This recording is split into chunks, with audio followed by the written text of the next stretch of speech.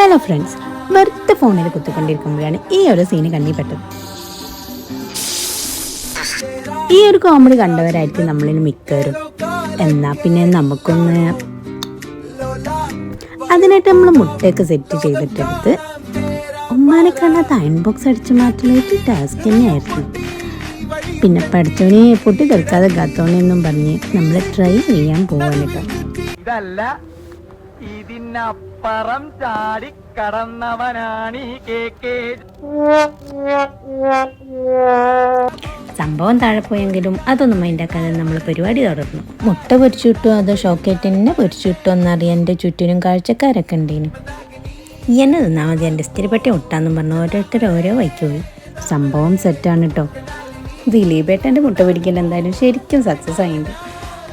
ഇങ്ങനെ ആക്രാന്തം കാട്ടാതെ മകളെ, മെല്ലത്തിന്റെ മകളെ.